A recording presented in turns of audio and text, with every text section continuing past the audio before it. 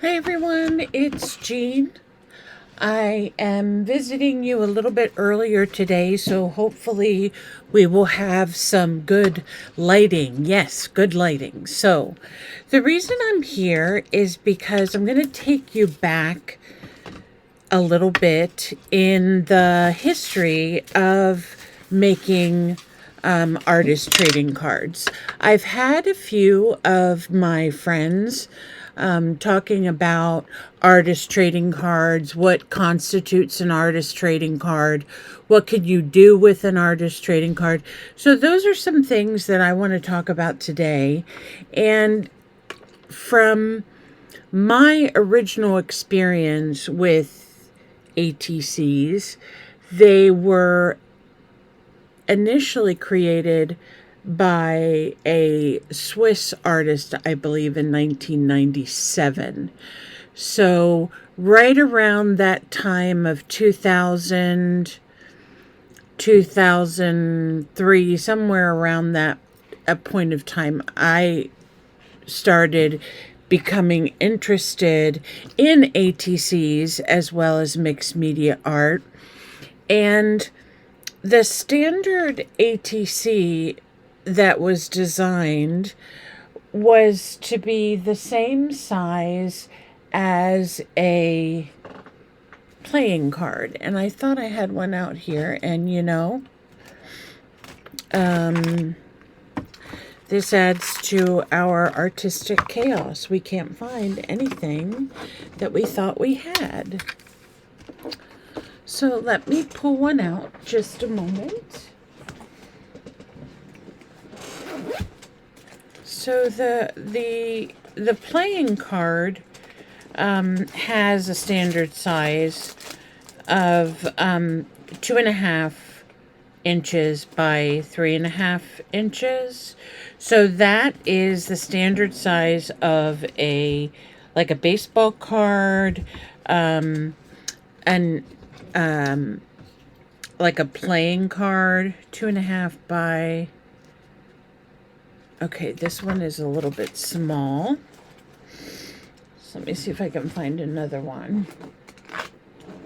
I know I have playing cards laying here somewhere.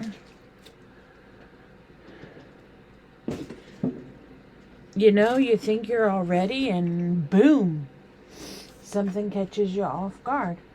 And guys, that's one of the fun things about art. It's not all like,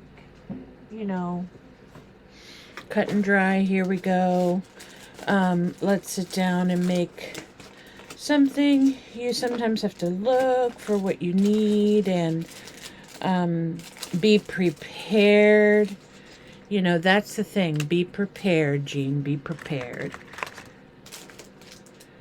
Well, I have decided that for me, I'm just going to work through the chaos in 2025. Okay, so there is a playing card. And as you can see, the playing card is just the exact size we need for an ATC. So if we measure this up just to be sure, it's 3.5 by 2.5. So that is the standard size for your ATC. So what you can do, and what we did years ago, is we would find cereal boxes, any of your food boxes that you might use for your dinner preparation. Use those and cut those down to an ATC size. And what that does is it gives you a more sturdy substrate to use for your ATC, whereas a playing card, depending on what kind you have, they're a little bit flimsy. They are pretty much always glossy, so sometimes the medium that you use on top of them isn't always going to react well unless you cover them with something. So that is your standard ATC. The next thing that I recently learned about are ATC coins. And what those are 2.5-inch circles that you can create on and make an ATC circle. So 2.5, you can actually get a punch that is 2.5. Fiskars has one. So this is mine, and I use it a lot, and I love it. So even if you're not going to use ATC coins, it's acceptable for a lot of other things. Now, ATCs initially were used for trading. So if you made this beautiful little painting on here and you wanted to trade it with another artist that maybe paints, and then you could grow your collection, put them in an album, and then you would have all of your ATCs. So that is what sparked a lot of creativity within people because they liked working with this smaller format. Now, there's also a card that's called an ACEO, and that is the exact same thing as an ATC. However, it is an addition or an original. So if you are making, let's say, a series of floral ATCs and you want to make 3 of them in that series, that would be maybe a special edition or 3 original works, something of that nature that you would want to share then with other people. So you would number them on the back, 1 of 3, 2 of 3, 3 of 3, and then when the recipient receives it, they would realize that there were only 3 of these particular cards made, and they have 1 of 3 of them. And that's the same with the coins or whatever else you might choose to make. So I went back into some of my artist or one of my boxes where I have some things that I made in the early 2000s.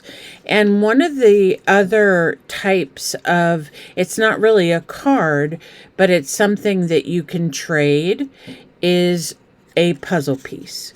So you can take a standard puzzle piece. I like to use the ones that have a little bit more space, of course. These would probably be, if you have any children's puzzles, maybe some of the pieces got lost. Rather than throwing that all out, you can keep the pieces that have the most space to work with, and you can design an artist trading card. Now, with this particular card, I covered it with some scrapbook paper, and then I did some stamping on it. And of course, this image of this beautiful lady, it does come off the edge. That's certainly up to you if you want to make that happen, or if you want to keep everything enclosed just to the puzzle piece itself. So that's another type of card that we can trade among friends, and you can number them and date them on the back as original works. So those are the ones that I originally, the ATC and the puzzle pieces were the ones that I had learned about a long time ago. There were also some things, and I searched and searched to try to find these, and I was not able to find the information I wanted, but I'm pretty sure from the people that I've talked to and some of the investigating that I did, that these particular cards are called Moo, M-O-O cards. Now, Moo cards originated with a company that actually makes business cards and you can submit your own works of art to be placed on those business cards. So this is the larger Moo card, because they came out with the skinny version. So this is the taller skinny version, and it's 1.5 by 4.5. So if you hear anybody refer to an artist Moo card that you might trade or create, these are the Moo cards that we're talking about. 1.5 wide by 4.5 long. So here is a template for that. So these are some that I made years ago, and as you can see, something that has come with me through those years is adding three-dimensional objects and using vintage trims and vintage images. So not something that you have to particularly follow this style of design. You can paint on them. You can create all kinds of collages, fun things on them. You do not have to use this particular style. The next thing that you probably have already heard of are the twinchies. And twinchies are small works of art that are 2x2. So the 2x2, I thought I had made some, but the ones I have here, actually this one is 2x2. So this one is one that I made back in the early 2000s, and it again goes along with the style of the vintage style that I like. And I had just probably discovered some of Tim Holt's distressed inks and use that around the edges. So I love that. So that is your twinchy right here, 2x2. The next thing that we have is an inchy. Now an inchy is going to be just 1 inch by 1 inch. So it's really small, and they're fun to use if you want to create like a little vignette, or you want to create a big collage with all your little inchies, and that's a really fun, creative thing to do. I don't think I have an example of one of those here.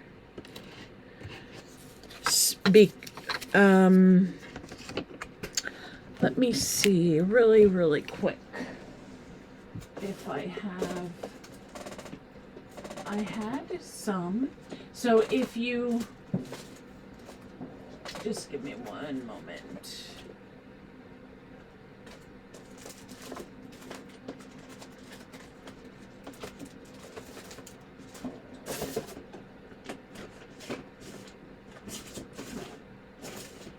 Okay, not finding my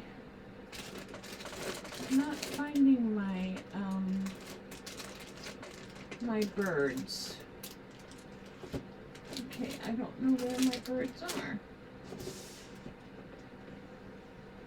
That's okay. It's okay.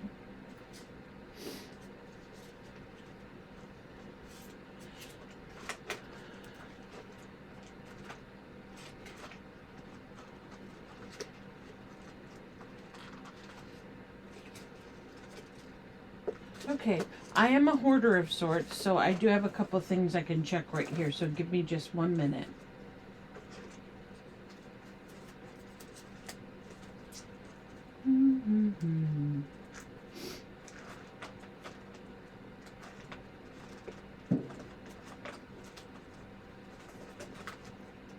I'm laughing at myself, calling myself a hoarder.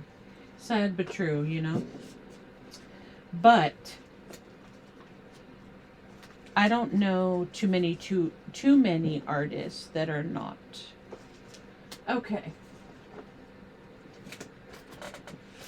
or at least I shouldn't say they all are, but we like to keep things and use them later. That's all I'm going to say about that.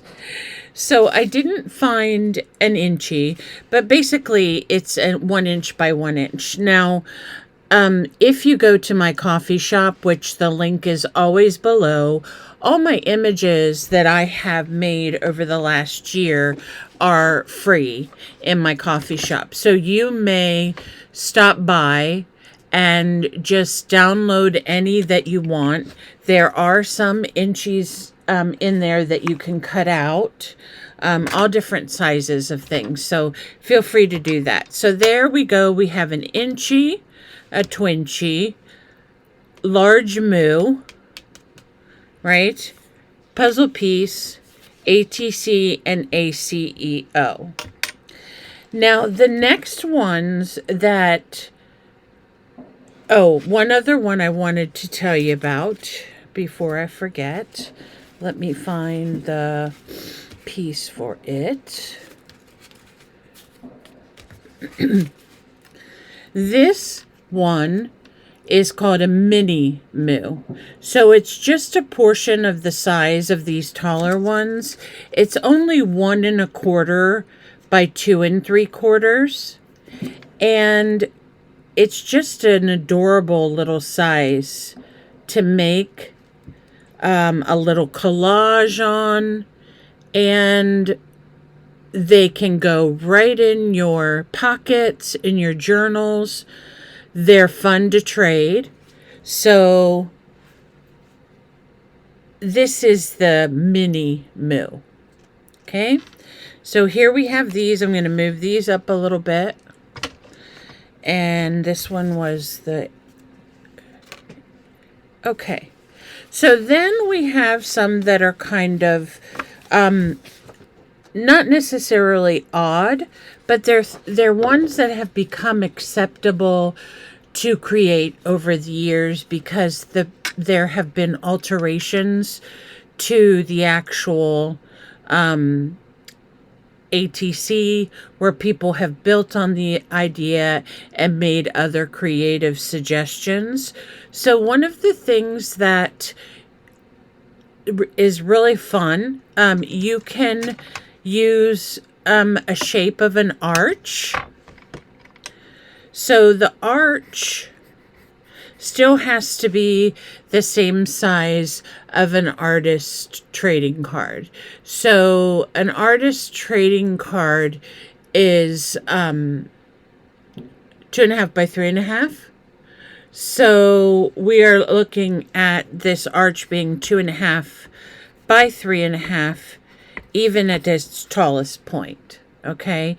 And these are really fun if you just want a different shape to use.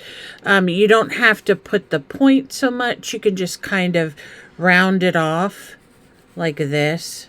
So it just looks like an archway. Then if you want to take it a step further with your arch, you can add on these side pieces. They go here and here, and when they close, you can either close them and then reveal what's underneath, or you can also use it as what people call as a triptych. I haven't made many of those, but I love the idea of folding in the two pieces and then opening it as a door and revealing it. So this could be like a garden gate. And then in here you could have painted some beautiful flowers. And then when you open the door, through the arch, you can see the flowers. So that's the idea of the folding pieces in on the arch. Triptych, I believe, has more of a religious connotation to it. So if you want to do something along those lines, that's great. But for me, I try to stay neutral with that so that it appeals to all artists. So there is the idea of the arch and the triptych.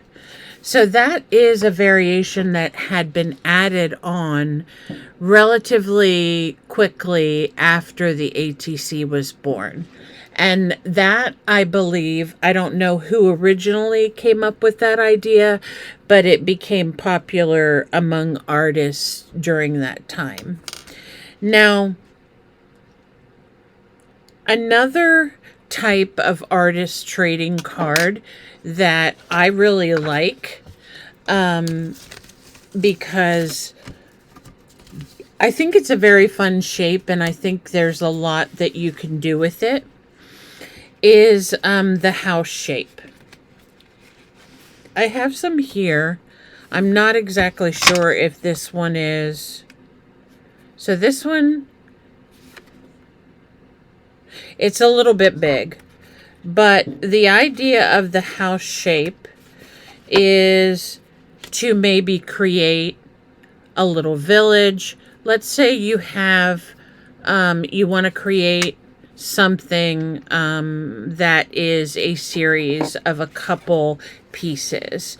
You could create 3 row homes, row houses, and then trade them, and you would put on the back still your artist trading card information, which would be your name and the date and how many you had made in that series. So houses are very fun, and I love using houses because there's so many different things that you can do with this shape within your the trading card,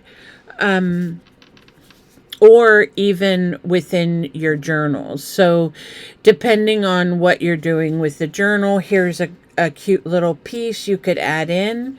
You can open it up like this, and you have this page, and you fold it down, and then you have an even larger page.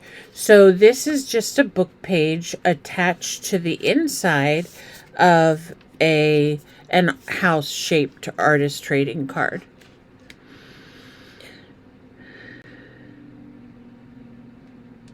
So the last one, and this is kind of one that I have created that I like to work with, and it's a hexagon shape. And hexagon shapes are fun because you can make little books with them. As you can see, I made some just a little kind of notebook here, and it's shaped with a hexagon, and this is an image that I cut out of a book. Here's just one with a really cool textured background that would look great with some painting on it. So there is another type of card that we can trade.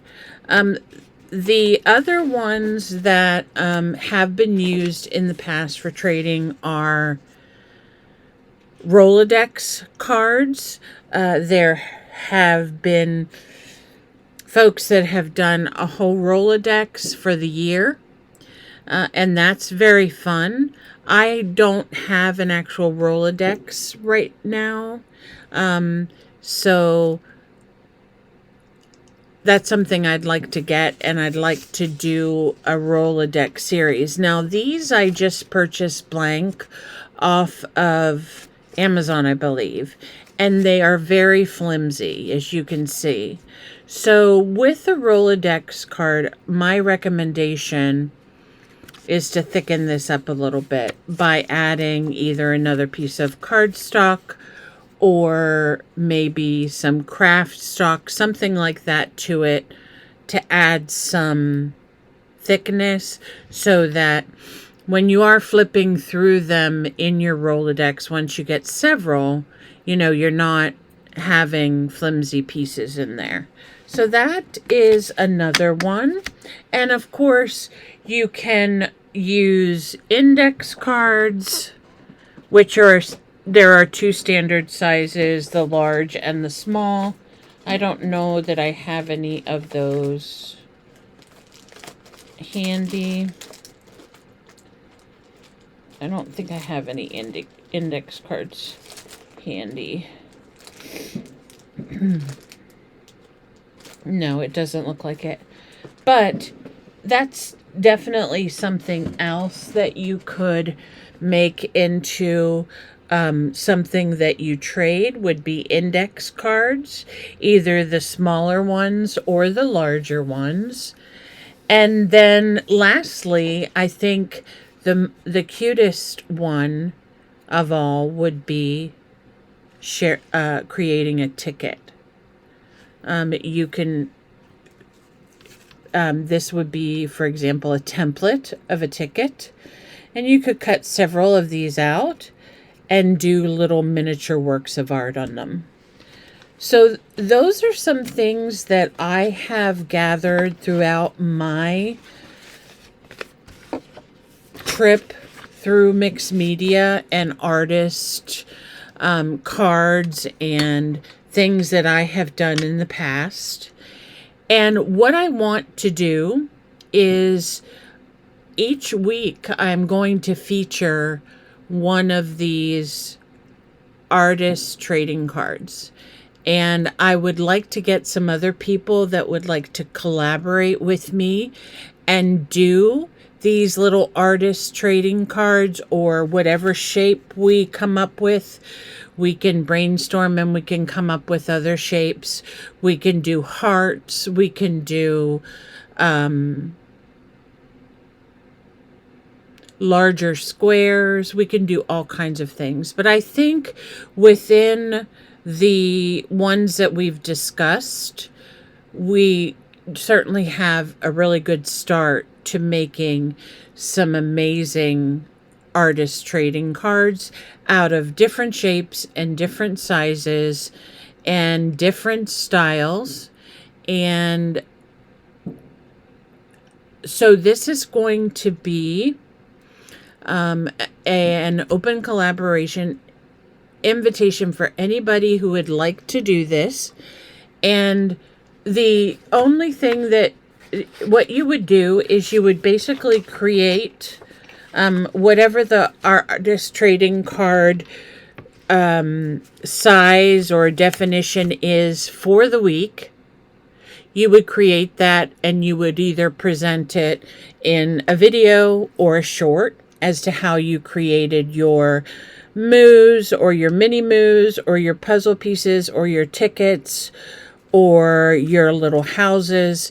And then we can expand on those ideas as well. So going forward, the hashtag is going to be,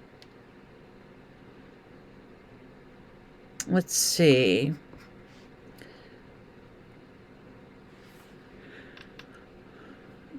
We'll just call it artist trading card.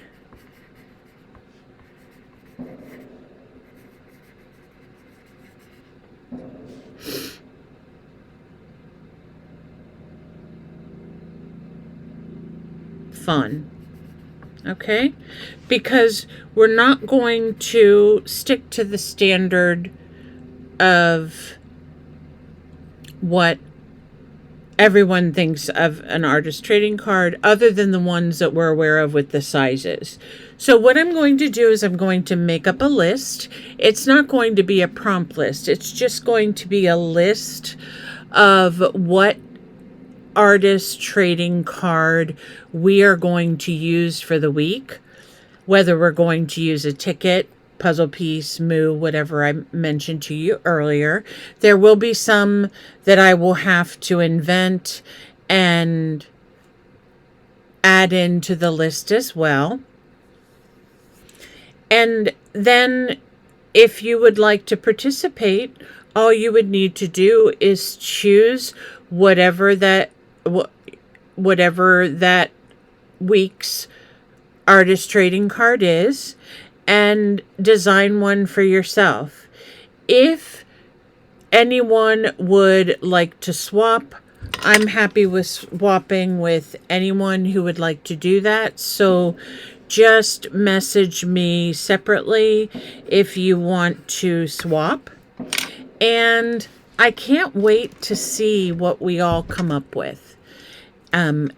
whether they're going to be tiny works of art, or if they're going to be beautiful collages, or if you're going to do some abstract, watercolor, acrylic, just some paper and some images.